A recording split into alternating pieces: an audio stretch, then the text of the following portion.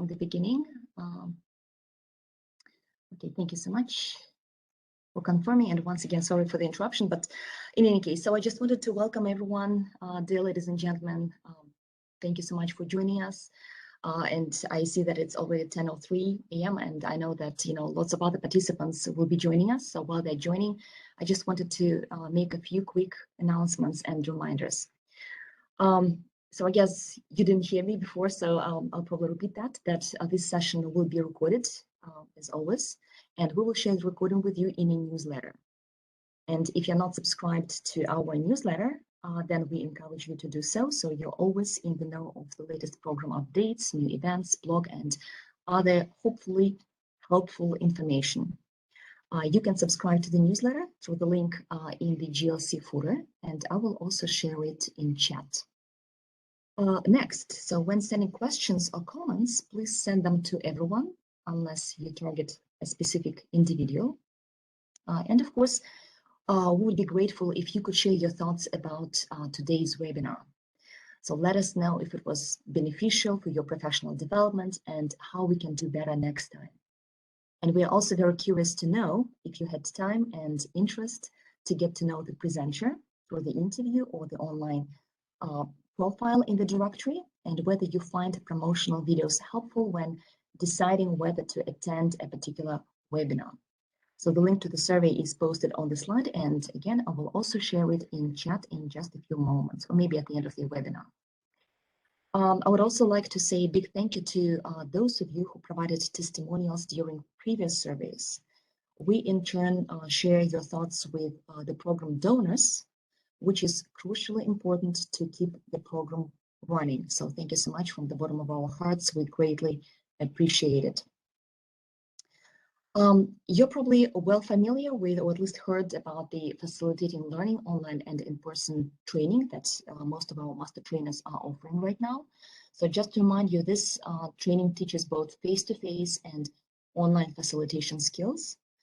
It includes 16 instructional hours, self-study work, group exercises, and usually culminates in the assessment toward the IFC-LPI trainer certification. The assessment is optional, of course, but we highly encourage trainers to complete this step. So whether you're considering this course for yourself or colleagues or friends, there are a few sessions coming up, and you can choose the schedule that best suits your needs. So specifically in May, Adeola Babatunde is offering it. Her training starts on May 3rd. Margaret Jackson and Marissa Truder, so these are two IFC master trainers, they will be offering 2 sessions. So the first session will be conducted on, use this, again, starting on May 3rd. And the second training will be conducted on Saturday, starting on May 7th. And there is also another option to join May 19th. On May 19th, this training will be conducted by another IFC master trainer, Sandra Ichinacho. So these particular sessions will be conducted in English. If you're interested, please sign up. If not, we would still be grateful if you could help us spread the word. I just wanted to make a quick announcement for our French-speaking trainers. I know we have at least a few today, so thank you so much again for joining. We have 2 events coming up that will be conducted in French. So specifically on April 28th, Merdi Shahed is organizing a roundtable around coaching. So please stay tuned for your online invitation. We will be sending it out shortly. And another event on May 26th will be conducted by Caroline Mwazi. That's correct. She's our today's speaker. So today she will present in English. In May, she will deliver a webinar in French. She's a bilingual trainer. So she will conduct a webinar, mixing it up, blending learning options for the online classroom in French. This webinar is part of the webinar series on the best practices of converting face-to-face training for the online learning. So if you're interested, please join those sessions that are organized in French, as I mentioned. And I'm also very excited to let you know that our collection of blog posts is vastly expanding, and now we have articles in English, French, and Arabic. And just a quick reminder, don't shy away from articles that are written in the language that you don't speak. So for example, I don't speak Arabic at all, However, it doesn't stop me from reading those articles. So what you can do is navigate to the page of interest, to the article, the blog post that is written in a language that, let's say, you don't understand. Then right-click with your mouse, which will open a menu. So on that menu, you will be able to choose the option translate into, and then you can indicate the language in which you want that particular page to be translated. So for example, if you find yourself on the page that is written in Arabic, you can choose to translate it into English, French, Swahili, Urdu, or whatever other language you want it to be. Okay, so some of the recent blogs that are written in Arabic include the blog by Adnan Al-Sada, our master trainer from Yemen. His article is about ethics. The second article is about accelerated learning. And the third article in Arabic was submitted by Mwazi Shahed, and it's called How to Make a Decision in a Structured Way. And we also have a couple of blogs in English and in French. So the English, so the blog in English is Coaching from a Distance, which was submitted by our coaching expert, Adaura Ayuade. She is the president of the International Coaching Federation Nigeria chapter. So definitely learn from experts. The second article, which I think is also quite intriguing, is training the same as learning and development? Because as you know, we often use those terms interchangeably. So find if there is any difference. This blog was submitted by Sandra Hinacho and it was written in English. And finally, the article that was submitted in French by Mwazi Shahed is How to Optimize the Role of a Consultant. So I know that many of you also act as training consultants. So I think that will be helpful for you as well. All right, and now let's get back to our today's webinar. Our regular participants must be well familiar with Caroline Mwazi. She already presented 2 webinars, providing post-training support and partnering with clients. And today, Caroline will present for the 3rd time.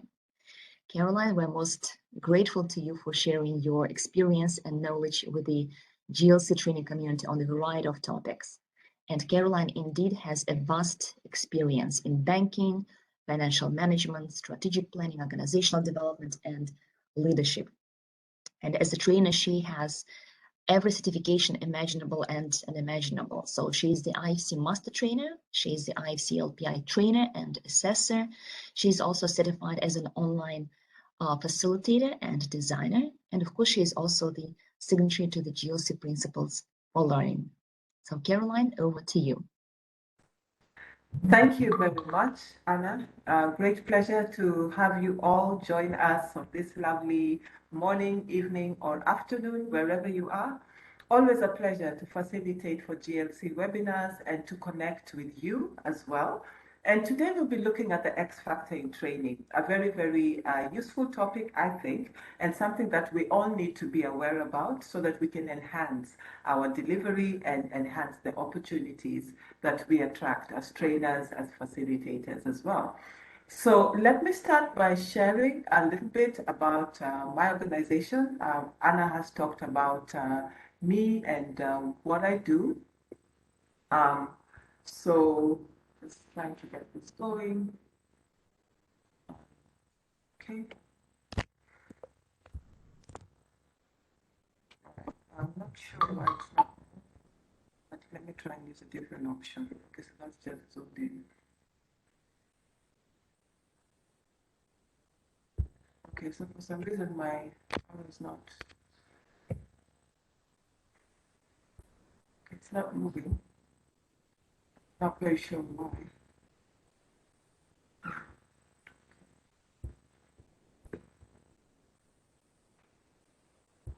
Okay, so I think I'll probably have to load it again and just see if that will work. So I do apologize for that because it's been working when we tested it, but seems to be some glitch of sorts. So let me just try to reload it and hopefully that will get us where we want to be. Okay, good. I can see that we are now in business. Good. So just a little bit about my organization. It's called Huru Consult.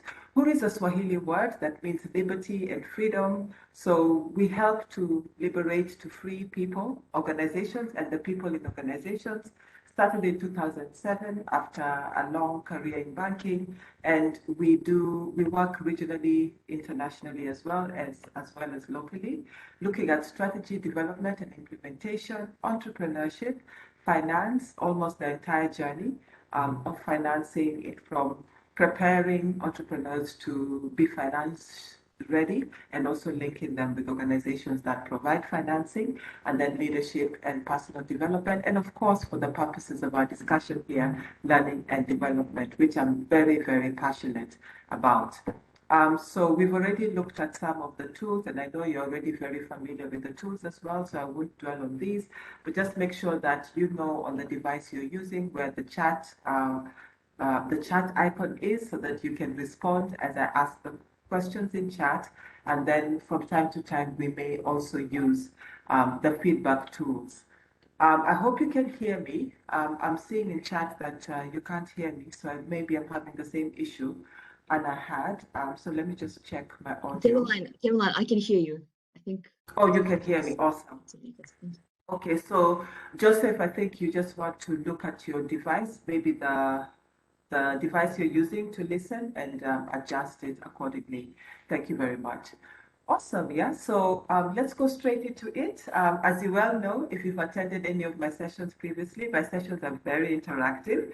So here we go, straight right off the bat, right?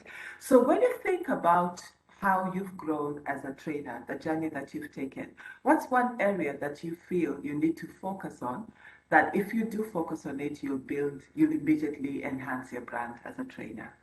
Let's type our answers in chat just to help us to get our minds around some of the things that help us to develop and to grow as trainers. If you don't have any particular one, you can also just share an expectation that you're looking to gain out of our session today. Thank you. So, Mwazi, a hand for you since you've been the first one to share an answer. So you want to follow up your training, very, very important. Edna, you're saying you want to work more on yourself. In what specific way, Edna? If you don't mind specifying that, it would be great. Thank you. Who else wants to weigh in on this? What's one area? And you see, none of us is perfect. We all have areas of improvement. So what's the one that if you work on it, you will improve? Vera, the quality of your content, thank you. Post-training support, Nii, thank you. Constantly improving your knowledge and your expertise, thank you. So Edna, you're talking about personal growth and development. Allow me to drill deeper on that one. In what area exactly, Edna? And then Jay Young, you're saying how to evaluate that the learners have grasped the objectives. Regina, you're saying content. What do you mean by content? What aspect of content? Is it the development? Is it the delivery? Is it unpacking it for the learners? What exactly are you looking at there? But thank you for your answers. This helps you to focus what it is you want to get out of our session here today. Thank you very much. And indeed, we all have areas of improvement. I do as well. If I'm to say what's the one area, I've been working on my logistics, and that really has improved a lot. So what I'm looking at now, previously I was also looking at delivering my content within time, but that's all in the past as well. What I'm really focusing on now is just enhancing my vocal delivery, whether I'm speaking in person or speaking online, just becoming a much more powerful and impactful speaker. Thank you. So Jerry, you're saying to build your brand, constantly to build your content and post-training follow-up, considering that you consult for organizations and not within organizations. So thank you very much. Vimla, you're talking about creating the learner's interest. Awesome. So here we'll be looking at the X factor in training. And by the end of our session, you should be able to list the characteristics of exceptional trainers. We want to move beyond ordinary into extraordinary, memorable, always on the tips of mind, top of mind of our clients so that we get more and more business. So how do we do this? And then also we're going to look at understanding and using emotional intelligence. I know some of you have done this already, some work in emotional intelligence, either in psychology or in your management training during your career. But yes, we shall unpack this as well. And finally, being able to create an action plan. where you drill down on 2 to 3 key areas you want to focus on, and then you actually start implementing it. So these are the objectives that we want, so that at the end of it, you can create an action plan to improve as a trainer and a facilitator. So we've divided what we look at in 3 topics. So we look at exceptional trainers. We'll also spend some time looking at emotional intelligence, and then we'll wrap up by looking at ways of becoming an exceptional trainer. And a lot of this will be what you know, but we always say that with training, you learn, you unlearn, and you relearn so that you can grow and continuously improve. And this will help you develop awareness of what it takes to be an exceptional trainer and what you bring to each session. Each of us is amazingly unique, and so you'll be able to identify what your special sauce is and to leverage on it, which will lead to you having excellent evaluations, which will enhance your brand, leading to more business and training opportunities. So coming to some more additions here. Yeah, already read everything that has already been shared in chat. Do feel free as we go along to just continue sharing your thoughts and your comments in chat. I'll be coming back from time to monitor what has come in through the chat. So let's go straight into it, shall we, and look at exceptional traders. And so again, our chat discussion. And if you want to speak on the open mic, it would be great as the rest of us are typing our responses in chat to have 1 or 2 of you share on the open mic. So why do you trade? Why did you choose this as a career, either as your main career or something that you've done after doing other things? So why do you trade, and what does X factor mean to you? So starting with the first one, why do you trade? And in your opinion, what is the X factor? If you'd like to share on the mic, please raise your hand and Mark will enable you to unmute your mic so that you can share on the mic. The rest of you, please type your answers in chat. Thank you very much.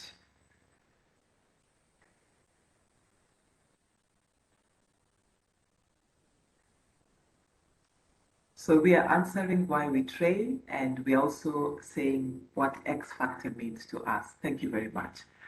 So, Mwazi, you're saying, I hope I'm pronouncing your name right. You train because you love to train and to share your learning. Thank you very much. Edna, you're saying to share skills, to share knowledge and experience, to uplift others and to learn in the process. Thank you very much. So that's in response to the first question, why you train. You could also share what you understand by X factor, but yes, let's have answers coming in on why we train. To empower others, me, thank you. Ketsiswe, good to see you, Ketsiswe, Edna as well, and Jerry. So Ketsiswe, you're saying that you train because you love learning, indeed, and you learn a lot from training. X factor, ability to help others learn and grow. Thank you. Regina, you're saying it gives you fulfillment. You get to learn as well, indeed. X factor is something that makes you unique. Thank you, special sauce. Thank you for borrowing that, Kazi. And then Isioma Utomi, you're saying that you train to help people to be successful. X factor, what makes you memorable? And it's not really not easy to define what it is, but it's just that special thing that makes you you and also makes you stand out from everybody else. Thank you very much. Brilliant. X factor, beyond the ordinary, indeed, makes you stand out. Thank you. Thank you, Edna. Thank you all for your answers. In case I'm cutting anyone short, to go ahead and continue typing in, because I'm just going to share that and come back to your responses in chat. Jerry, you're saying it's your passion and your life purpose is to empower others, and you get to learn. Indeed, you learn as you train, and you're saying X factor, what makes you authentic. Thank you. So you're echoing what your colleagues have said in terms of uniqueness, special sauce. Thank you. Jay Young, the joy of knowing others have learned and the knowledge helped them in their work. Indeed. So the satisfaction it gives you that you gave something out and there was a positive result. Hey, Ketsiswe, you're saying that You made sure to, oh, thank you very much for that. I appreciate your private comments.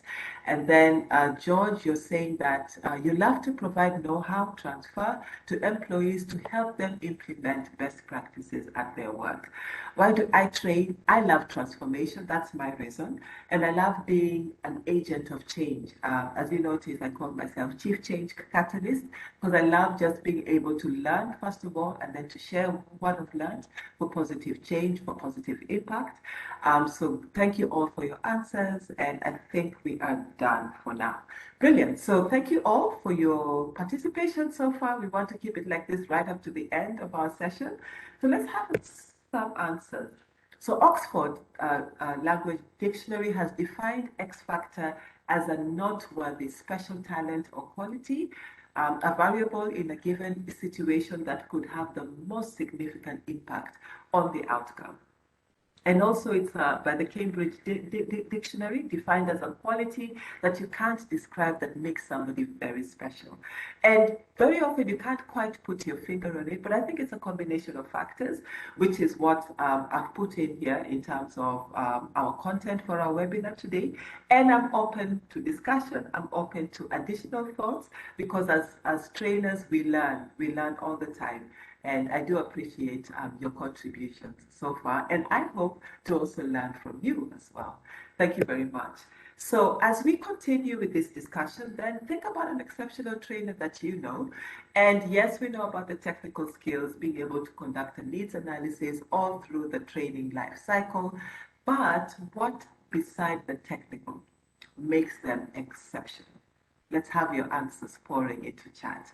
And you can contribute more than once, there's no restrictions. But what besides technical skills makes them exceptional?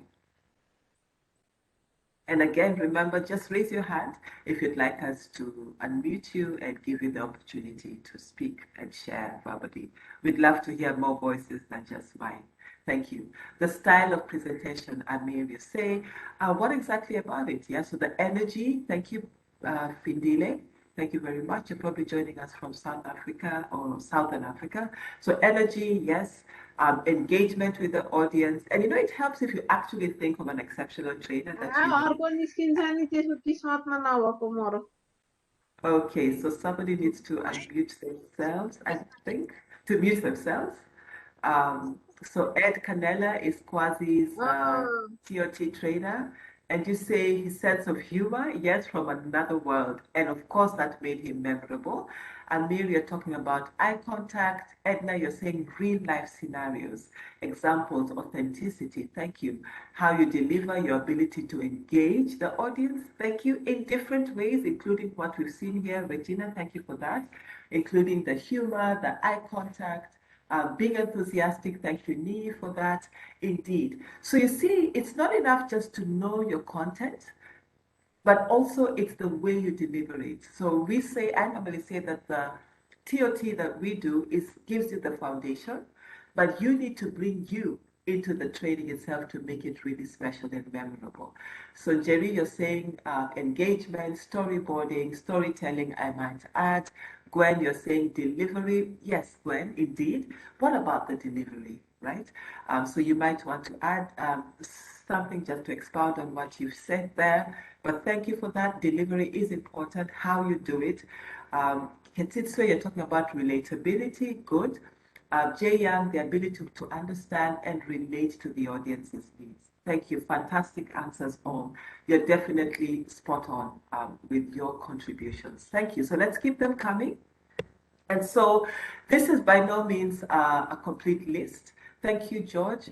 You're saying the ability to connect with the trainees. I think that's so important, that connection. So you're not just a warm body delivering content to other warm bodies, but you're having human interactions. You are really authentically connecting with them. So yes, the ability to connect with the trainees and to engage them in a fruitful, real, authentic, meaningful dialogue. Thank you. I've added extra adjectives there, George. and to have interaction in that way as well. So Amir, again, humor, eye contact as well, definitely. All correct. Well done, everybody. Brilliant, yeah? So among other things, they're confident, they're secure, they're creative, they have a personal connection with you. You felt seen, you feel heard as well. They're nice, they're kind, they're affirming. When I think of an exceptional trainer, there's so many I can mention, but the one I want to mention is Mark Nielsen. Very memorable, very nice, very kind, and yet very authoritative. So he would be in charge, but everybody had a ball, and everybody was allowed to be who they were. And also positive people, curious, always learning, wanting to understand their audience, wanting to understand who they are delivering to, wanting to understand the organization as well, and then also humble. So your learning is not just about the content, but it's also about just learning about the people. And then being humble, also being strategic, being able to see the big picture. So being able to think in the big picture, goal-oriented and effective. A few additionals here are personal touch, indeed, remembering names of people, not misnaming people. Thank you very much for that. Very important. Authentic connection, engaging. Gwen, thank you for those contributions as well. Brilliant. Among other things, also, we've mentioned a few of these, enthusiastic and high energy. How about happy and joyful? So they bring the energy, yes, but there's also that joy and happiness, almost a playfulness at times. And I think one of you did mention that, it was fun and playful, and yet it's very serious at the end of the day. Learning does happen, because let's not forget that indeed we are trainers, isn't it? And then commitment, compassion, excellent, highest quality delivered. So they're focused on excellence as well. And then they're always improving themselves. So there's constant improvement happening. They are engaged, they are present, they are attentive, they're real, authentic, and emotionally intelligent. And many of these do come under emotional intelligence, but we will go on to unpack emotional intelligence a little bit. So do remember to keep your comments flowing, but we are doing brilliantly already. Thank you very much.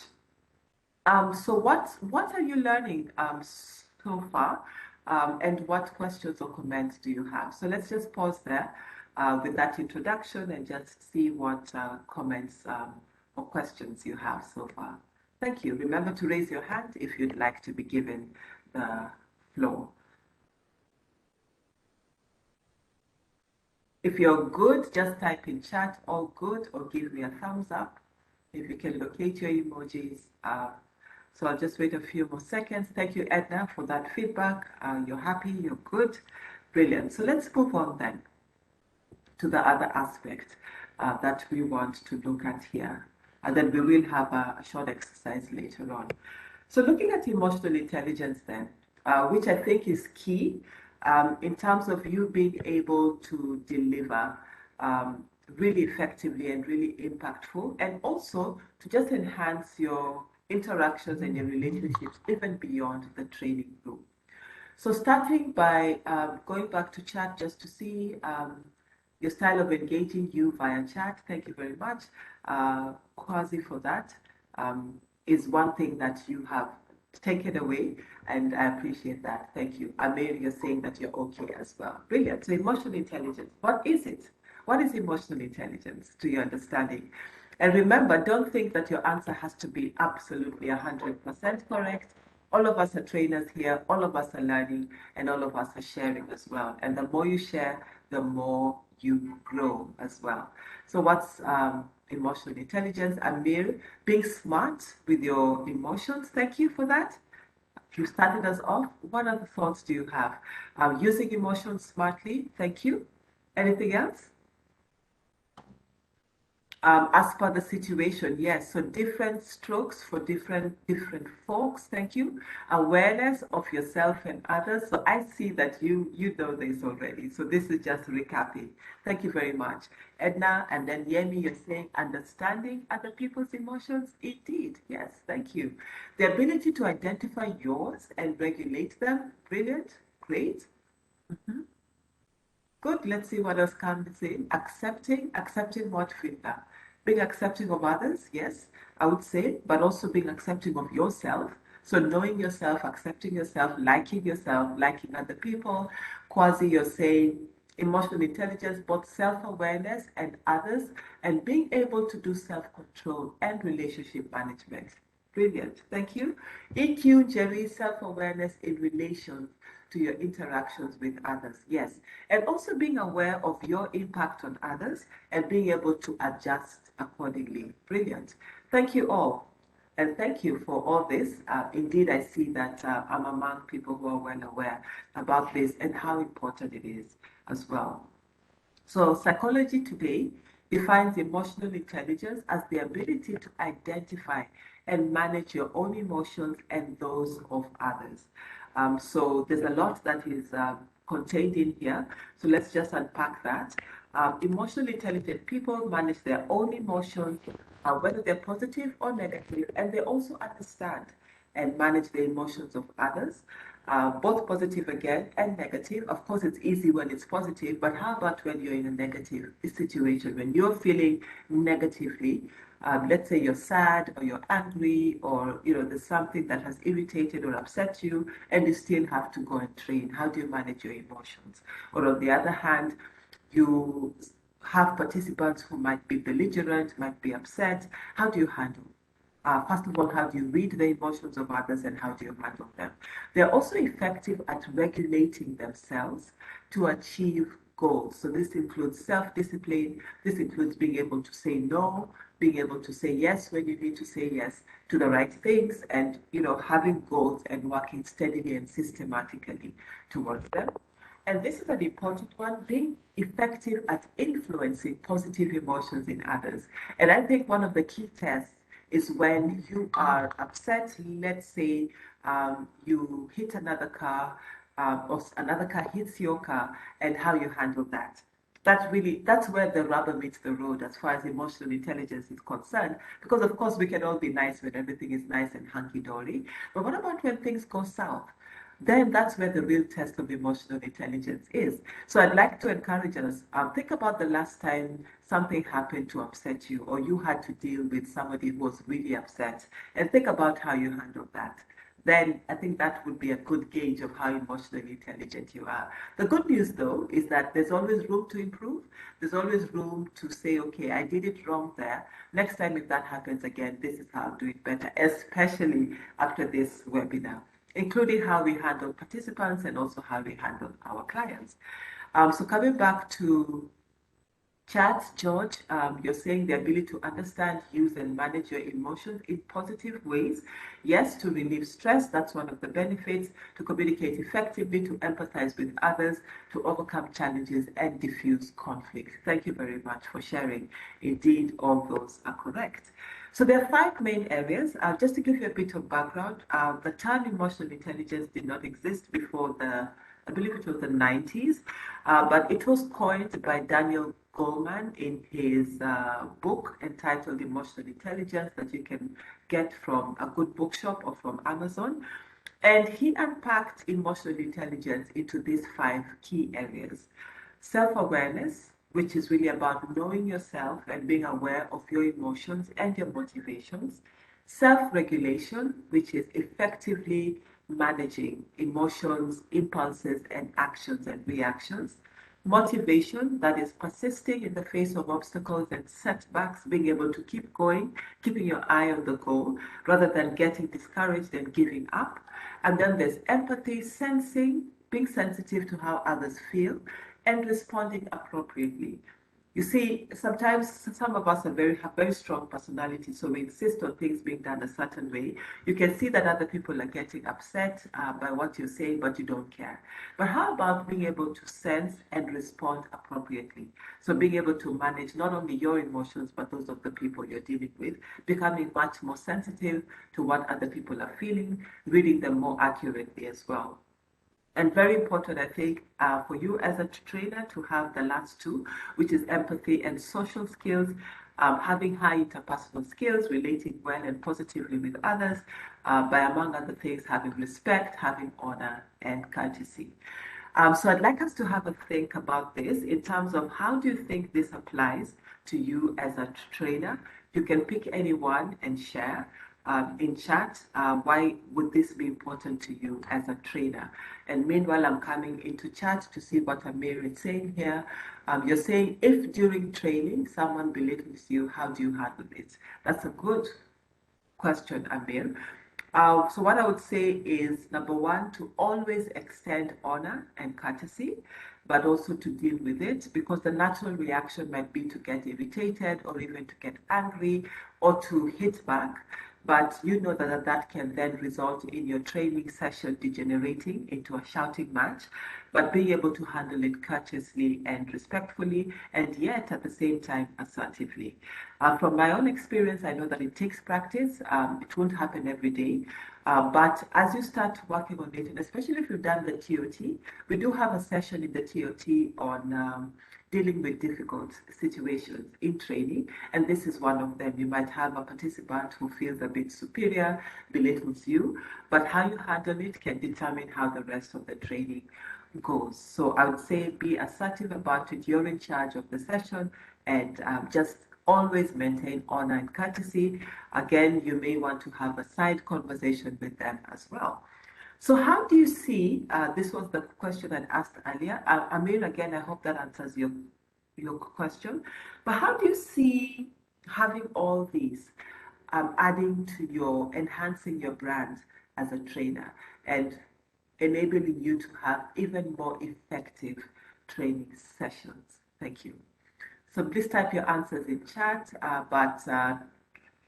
I like your answer, Ketsizwe, where you're saying that you think the principles are important for all situations, yes, related to relationships. True, easier said than done, though, and you agree that practice does make one better. You never get to perfect, none of us does, right? So the fact that I'm facilitating this webinar doesn't mean I am Miss Perfect, I'm not. Yes, and this demonstrates high self-awareness, Ketsiwe, that you catch yourself slipping now and again. That means you're aware of yourself and you're like, oh, I'm going back. Let me bring myself back in front. So thank you for bringing that up. That yes, you need to be aware of yourself, aware of your responses, and bring yourself up again if you find yourself slipping in any of these areas. Kwasi, you're talking about your time management needs improvement, definitely. So that's under self-regulation. And so self-awareness, one, knowing it. Number two, doing something about it, right? So effectively managing yourself. And this, of course, also includes emotions, impulses, and actions.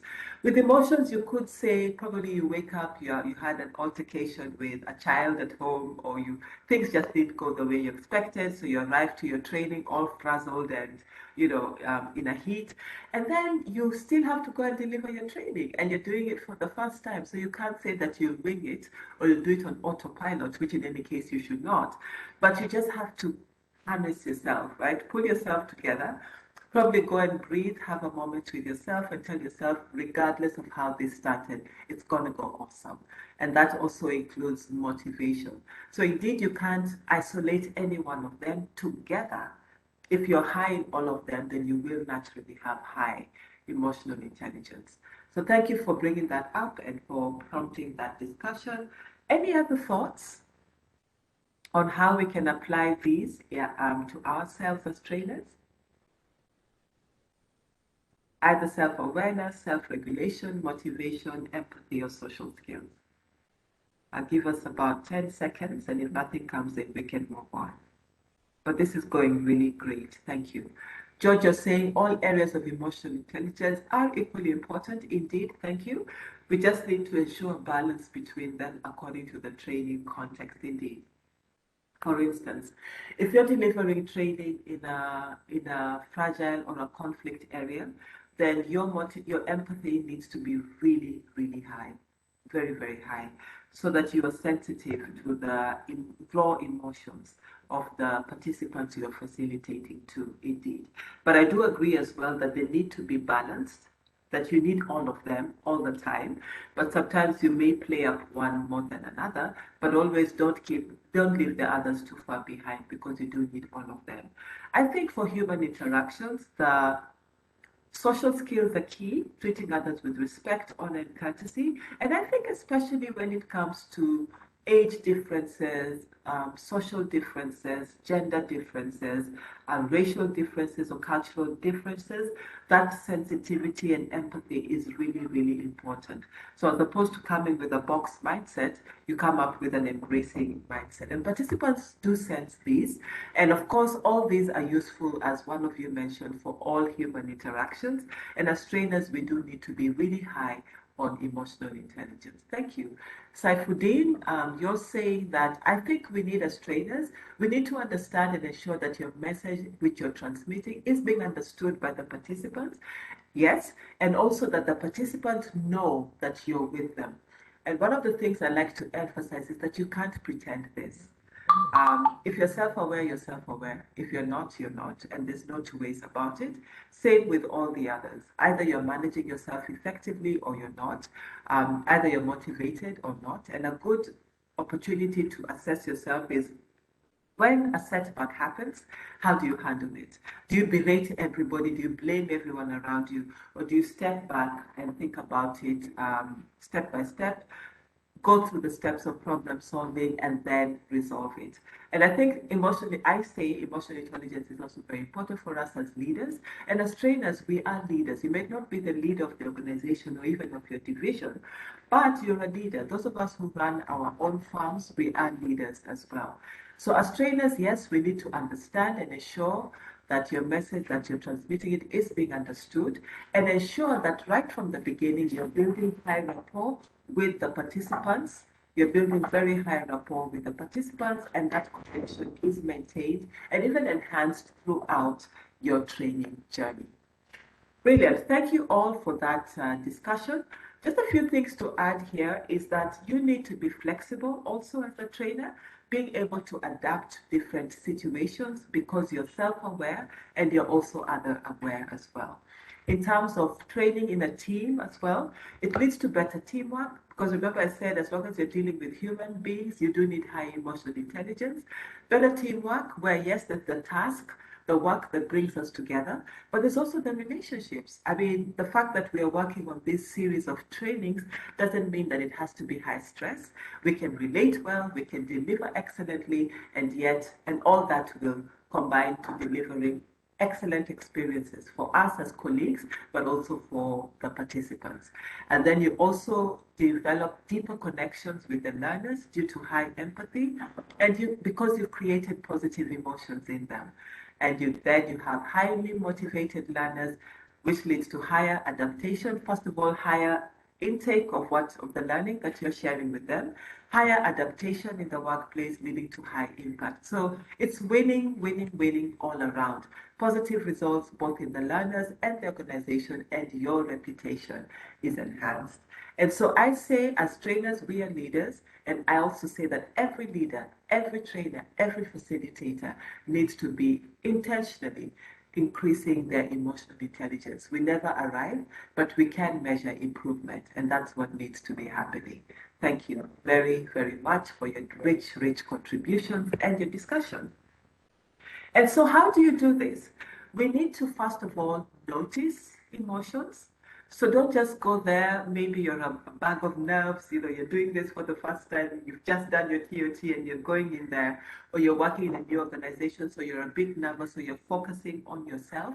Rather than doing that, I recommend that you start to focus outwards and start noticing who's the participant who's not contributing as much, and yet they normally do. Why is that happening? So noticing emotions, understanding emotions, managing them, whether they're positive or not, because you can bring them up even if they're positive, and using emotions effectively. So I'd love if one of us can unmute themselves and probably share if they've done this in any way, have they achieved any success, or what you're learning about this so far. I do apologize for the background conversation. I'll mute myself as this is happening so that we have a good level of silence. Thank you very much. So yes, what are your thoughts? How would you apply the 4 areas in training, or would you like to share an experience? Thank you. Anyone?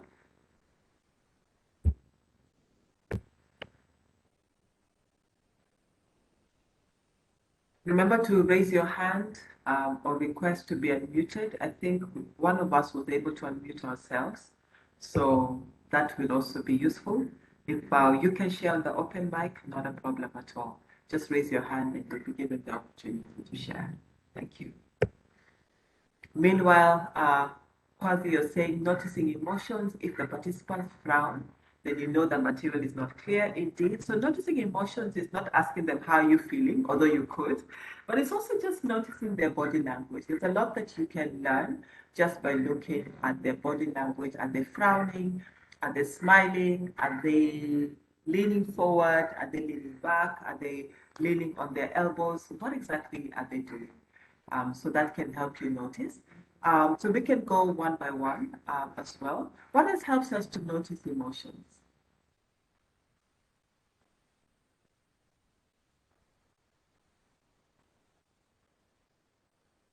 Excellent. I'm noticing that we have two raised hands. So, Kazi, Shall I go first? go ahead. Go ahead, please. Oh, thank you, Caroline. Such a pleasure to be part of this and learning new methods. I never learned how emotional intelligence is applicable in training sessions. This is extremely valuable, I should tell you first. So my quick response is, um, I have seen, maybe I've become a bit better, but when participants would bring religion in my classroom. Let's say there are people from two different religion, and one would say one religion is better, and in a very condescending manner. Then I Yes. become very, my reaction becomes very negative. But I now realize it cannot be, should not be. I'm learning now, but this is like I have to manage my emotion. Inside, I'm like, you can't even say this. But I say, shall we talk about it during the break or because, let's keep it in a parking lot. You can discuss among yourself. I want to be nice, but I want to stop. Once, one last story, one person wouldn't stop. When I said, can we discuss at some other time at one-on-one level? He said, no, let me finish. And I still remember I said about religion when you were saying, I'm a Muslim, and that person was a Muslim, but he was talking as if my religion is the only religion, the best religion. I said, as a Muslim, I can tell you, we are not supposed to say this, but if it allow me, sir, I'm the facilitator. So it's like a speaker of the house. So I know you will respect my wish. We can talk one on one. That's how I managed finally. Exactly. And that was brilliant. That was brilliant because one, you recognized him, and then two, you took the control as the facilitator, and then you still balanced the room and he didn't lose face. You simply postponed the discussion for another time. And I can tell you also from the experience I've had as a facilitator is that you never come with everything in your bag. There's some things that you just have to think on your feet and deal with. And sometimes you get injured, you get shot.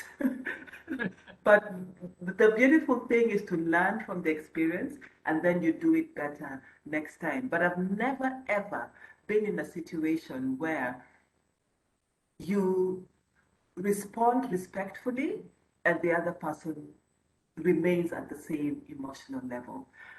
So you remaining balanced, you remaining respectful and courteous, and also taking into account the needs and values of the other learners will put you at a much, much higher level. And Uh-huh. these are the things that even other participants can see that yes, he's a Muslim, but he's not really taking sides. And again, even as anyone who's religious, you can have your personal views, but there's a certain respect that we need to bring into the training room that needs to be felt authentically by everybody. So that's a very important thing as well. And yes, there are topics which are sensitive at the moment. In my country, we are building up towards elections, and it's a very emotional time for many people, picking sides and factions and other things. But as a trainer, you can't go into politics and religion as well, and of course topics Absolutely. which are sexual in nature. And so one of the things that I recommended even in the GLC TOT sets the ground rules at the beginning. So we Yes. can say, and then, and then now in future, you can say going forward, we'll keep all religious discussions for the breaks, something like that. And then you just move on very nicely. I hope that helps. I do that. I learn from my own mistake. Thank you, Caroline. Thank you. Thank you. And that again is part of being self-aware. Remember, we are not the sage on the stage or the one who has attained perfection. We are still learning. And participants do respond to your authenticity and your realness. They also respond to your authority in a good way. So not being authoritarian, but being authoritative. There is a difference. And just taking charge and being nice at the same time. So it's something that I think is useful for us to also have as parents, yeah? But that's a conversation for another day. Thank you very much for bringing that up. I appreciate that discussion. Great. Okay, Glenn, we have 3 more raised hands. Do we have time? May I Yes, mute? yes. Okay. Yeah, we do have Okay, time. so the next in line would be George. George, I'm unmuting you. Please go Thank ahead. you. Really fine webinar. Can you hear me? Yes, perfectly. Okay. Related to this emotional intelligence, I should say that I'm using this approach during my seminars because I really want that all the trainees to understand the concepts that and the ideas that I'm presenting. And after each concept or after each chapter that I present, I'm asking the trainees if they understood what I presented. And at that moment, I'm looking at their body language, as you say, at their faces, because there are someone that are very reluctant to acknowledge that they didn't understood because they are afraid to be criticized by their colleagues. And Yes. I'm noticing, let's say, such person, and I'm trying to engage into a dialogue and to make him to be relaxed and to discuss further. Sometimes I also invite that person to the board and further discuss this issue, but I'm always trying to make sure that that person also understand the concept that I presented. Indeed, indeed. So you're able to tell whether or not they're receiving it.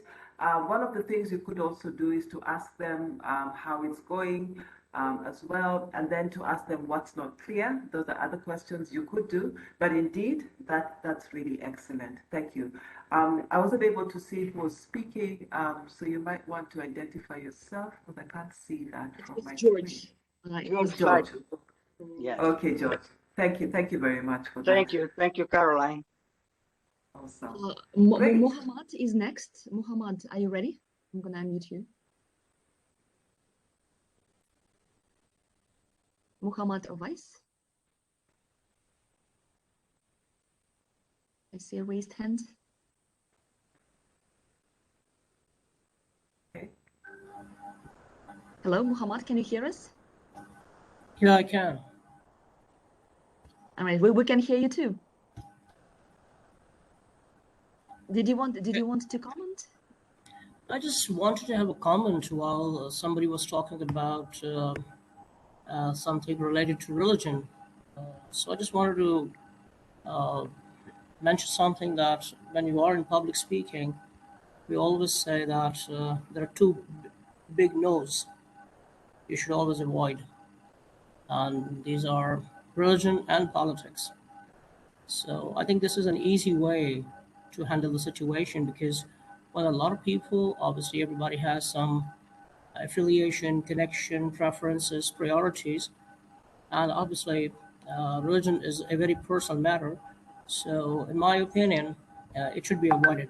And the best thing is we can tell people that there are two big no's and we should avoid religion discussion and the politics. Thank you. Thank you. Thank you very much. I've been a Toastmaster. I'm not one at the moment. But yeah, the rules are understood in general, by the way, in most environment, and they're actually three: religion, politics, and also sexual topics as well. So very important to keep that in mind as well. But thank you for that reminder. Are there any others, Anna? Yes, Saifuddin. Saifuddin, if you're ready, I'm gonna mute you. Okay. Please go ahead. Saifuddin Ahmed. Yes, I'm talking. Can you hear me? Yes, Mr. yes, we can hear you. Can you hear me? Yes. Okay, Mr. Shall I go ahead? Yes, go right ahead. Okay, okay. Thank you very much, Ms. Kearney. It's an excellent program. I'm really enjoying and learning so many things. But here, I would like to add few things which I'm sharing with my participant, my own experience. I would like to share with the participant here. So one thing, since I'm a professional banker, so me being a Yes. banker, suppose basically, I'm talking about different things as well. But when I'm focusing about bank, I'm talking with the bankers. So what I normally do is to charge my participants and to make them emotionally charged sort of a thing. So what I do when I'm talking, when I'm sharing my experience with, when I'm sharing my talk with them, I bring in some my experience with them as well. Something like a banker, I tell them that this is how if you won't do, you'll face this problem. So if you do this, you'll face this. You'll be benefited like this. So they really feel it. They enjoy it that way because they think yes, the speaker is sharing his own experience with me, which we may not, they have not experienced now, which they will experience later. So they really enjoy and they start becoming shy sort of a thing, and they really become alert, and they started listening to me very carefully when I'm talking with the banker. Similarly, when I'm talking, let's say taking up a soft skill sort of a situation, like I'm talking about the motivation of for instance, time management. There also I try my best to share some experience or something which can create problems if they don't follow this, and if they follow this, let's making a situation a sort of a thing so that they can understand in a better way. So what I personally feel, sharing experience plus narrating different sort of situation makes a better understanding among the participants. This is my feeling. I just share. Thank you very much. Thank you. Thank you. Indeed, it does. And remember the earlier discussions, one of us, I think it was Jerry, did mention that using stories and telling stories, which are relatable, I have to add, right? So not just stories for the sake of it, but really relatable, relevant stories that help to build your connection with them. And indeed, I agree with you because even as an ex-banker, when I'm speaking to bankers, there's that affinity and connection. And once they realize, she's one of us, then they open up even more. Thank you. Just a little interesting anecdote is that also just being able to adapt to different audiences. I remember the first time I trained people from the medical profession, they're very analytical and very serious, and I'd been coming from training a lot of marketers and salespeople and vibrant people. And I remember at first being very frustrated because they're not responsive. They're not, very fast with their answers because first they want to think about it. And that's also part of just emotional intelligence, being able to realize when you're talking to a medical person, then the way they think, the way their mind works is different from a spontaneous, artistic, person who's outgoing and vibrant. And so also being able to adapt in those ways. But indeed, as you say, storytelling, very, very key, very important, and it does help to connect and build rapport with your audience. I think we are done, Anna, is that correct? With those who wanted to speak? I see that Muhammad raised his hand again. I'm not sure. Muhammad, did you want to add something?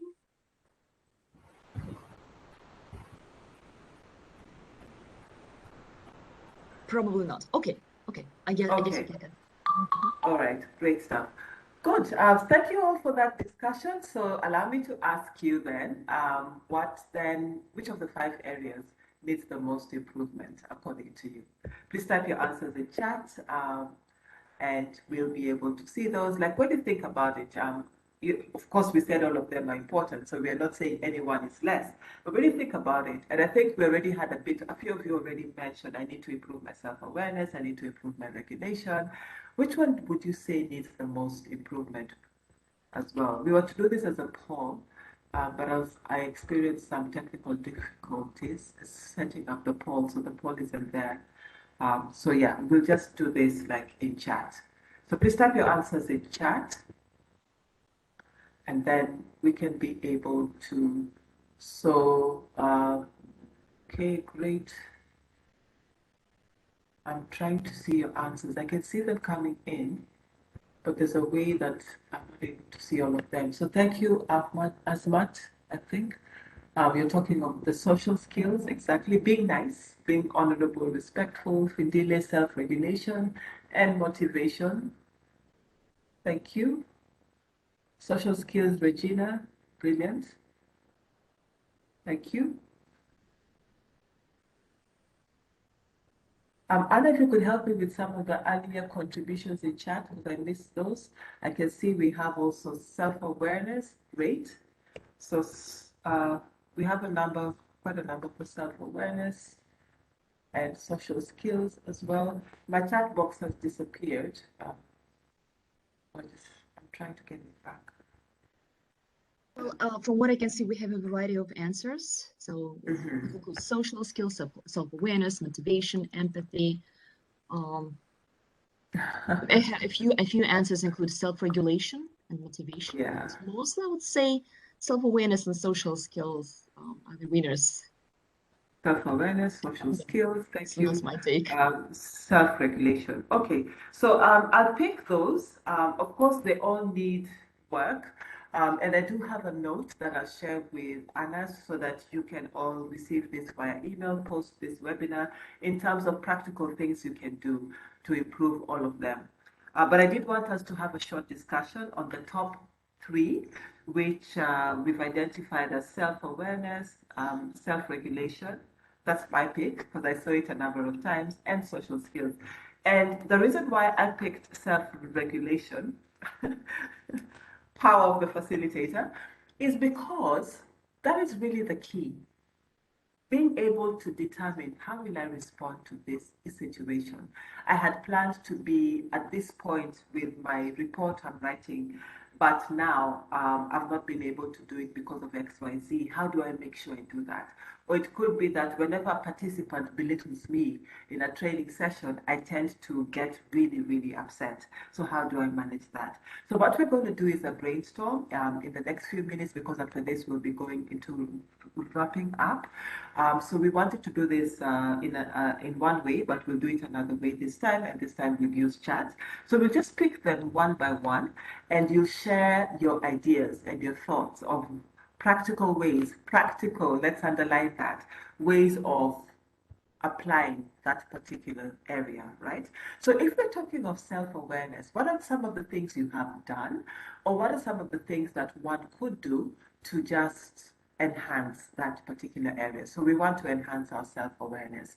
Let's share a few ideas on those, maybe for a minute or so, then we'll move to self-regulation, and finally we'll look at social skills. How do we enhance our self-awareness?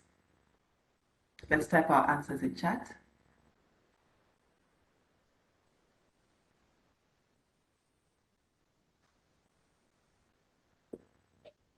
Or feel free to raise your hand and we'll unmute you. Mm-hmm. How do we enhance our self-awareness? Asking for feedback, thank you, Ketsiwe, indeed. Asking for feedback, being open to feedback, yes. Kamran, you're saying knowing the things that trigger us, indeed. So noticing, isn't it? We need to notice our emotions, for sure, indeed. So yes, also noticing your motivations. Why did I respond like that?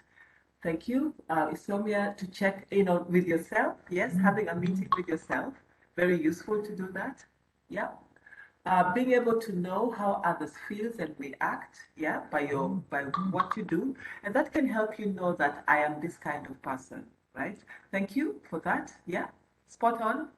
Good answers there for self-awareness. What about self-regulation? How do we build that up? How do we improve our self-regulation? So no, knowing your weaknesses and working on them. There was an answer that came earlier because my chat responses at the moment are just flashing. When knowing when to skip a trap, very important. Yes, you can see I'm starting to get angry here. I will not get angry.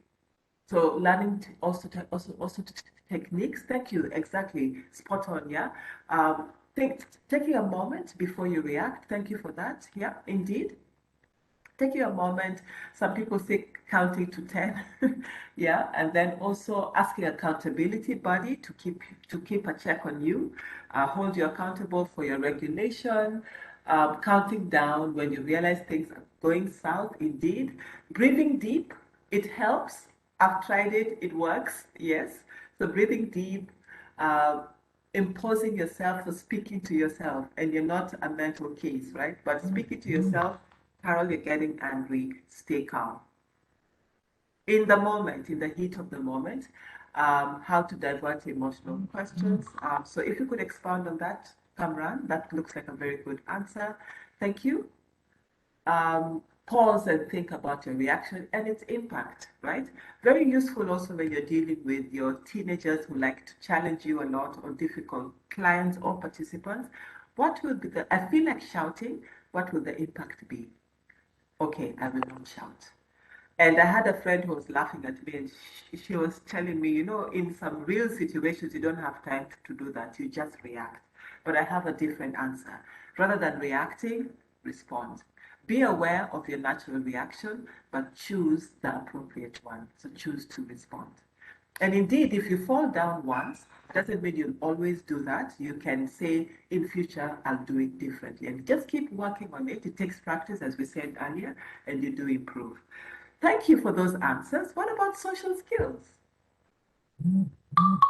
How do we develop our social skills? Any thoughts on that? How do we develop our social skills? Asking for feedback again, being approachable. Edna, unpack being approachable. What do you mean by being approachable? Good answers, all of you. Yeah. Getting training on social skills, indeed. Interpersonal skills, you could say, yes, those could help. Yeah, but training is just training. At the end of the day, it's about application as well. Networking with participants, practicing networking techniques. Thank you for that. Yeah, absolutely. As I said, your chat messages are flashing, so I do have to monitor them. Show an interest in people. Yes, the power of approachable. And some of you might say, but that's not my natural personality. Mark Nielsen, who I mentioned earlier, very quiet person, but very warm still. So all those do. I think you mentioned something earlier, Kwazi, which I missed.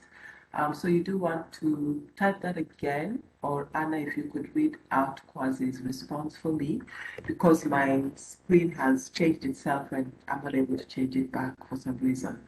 Thank you. Good stuff. Very, very good answers. Anna? Sure. So Kazi says, before going to sleep, ask, what did I do wrong to others? Exactly. And what will I do better tomorrow?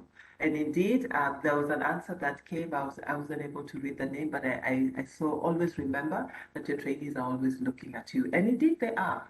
Indeed they are. And you're leading in that session, in that program, you're leading, they're looking up to you. They're not just looking at you, but they're looking up to you. Brilliant. So being nice is what I'd say in a nutshell with the social skills, but not being a pushover. Remember, you have to be nice, but you also have to be assertive. So we can put that together and say you have to be nicely assertive, nicely in charge, and I would say authentically so as well. Thank you all for that brilliant, brilliant sharing and discussions as well. Really good. So this was the discussion that we've just had, practical ideas of how to develop the top 3 areas of emotional intelligence. Going back a bit with motivation, it's how you manage yourself. how you keep yourself as well. In terms of, even if things happen, this is my goal. I have to get my certification this year. I may not have money, maybe there's an emergency, but I still have to find a way. Maybe do some extra jobs, make sure I get what it is. So that you're being intentional and you're being very deliberate about keeping yourself up and motivated. When you're feeling down, picking yourself up as well. And that's also part of self-regulation. Empathy, I think, is really important. So not living in a bubble by yourself as a trainer, but noticing, being sensitive to what other people feel. And some personalities are good at this than others. Particularly if you are familiar with Tim LaHaye's work, where he talks about phlegmatics and cholerics and melancholies and sanguines. So normally those who are empathetics tend to be the phlegmatics and the sanguines. The cholerics and the melancholies are a bit analytical. So they don't really empathize very strongly. So if you tend to be on the choleric or the melancholic side, you do want to reach out of yourself more and empathize much, much more, and just connect at a deeper level, at a more personal level, I would say, with the people that you're dealing with, because cholerics will tend to be very task oriented, but you will enhance yourself if you also become more relational. And that's really about being empathetic, that you feel, you see what other people are feeling, you can see the world from their perspective, and you really do see it. And you begin responding appropriately, either with the words you say or with your responses. They're able to see that indeed there is a deeper level of seeing, of knowledge, and to an extent of understanding. Brilliant. So that's great. So let's move on then to creating an action plan to growing as a trainer. So you want to write the notes that you've done. You can also do some deeper work on emotional intelligence, including identifying gaps and priorities. But of course, you need to do some assessments, including a personal SWOT analysis. You can do that. What are my strengths? What are my weaknesses? What are the opportunities I have? What are the threats I'm facing? What am I going to do about it, right? So identify the gaps and the priorities. Map out tangible actions. Please, not more than 5. You can't do them all. But out of those assessments, you should be able to identify your priorities and then take action. Keep review. So keep checking that meeting with yourself that we talked about earlier. Have it regularly. It could be monthly, it could be weekly, it's up to you. Learn from those experiences and then make sure you're always constantly iterating upward. You need to constantly be growing. And there's no better place to do this as well by looking at the resources which are available in the GLC community. Lots and lots of free resources and training that you can do just to enhance yourself. But I can also say that it's up to you how much you want to enhance that unique special sauce that you bring. So yes, you have the technicals, which is excellent, but bringing the best version of yourself by developing your emotional intelligence and setting tangible goals and working deliberately and diligently towards them. So we've now come to the end of our webinar. I've had fun as well. And then also you've talked about coaching differently, thank you, on different aspects. So exceptional trainers is what we've looked at. We've also looked at emotional intelligence, and we've looked at the tangible steps that you need to take to become an exceptional trainer, starting by identifying the gaps, creating an action plan, and then working on it. And of course, using the resources available in the GLC as well. And so now you should be able to list the characteristics of exceptional trainers, to understand and use emotional intelligence much better after today, and to create an action plan to improve as a trainer. So it would be great to see if you have any questions or comments. So please type them in chat. Feel also free to send me an email. So I'll share these links also with Anna, so that you can be able to do these assessments. Do the Standout Leadership Assessment. It's free, available at marcusbuckingham.com, and you get a 17-page report only on your strengths. How about that? So really brilliant. It was Marcus Buckingham issued it during COVID, and it's still available. So do take full advantage of that. And then Mind Tools has that emotional intelligence assessment that you can use as well. Do it. It will just help to confirm things that you know and help to raise your self-awareness. And there are also practical tips in there and a video that you can watch just to enhance a bit more knowledge on emotional intelligence.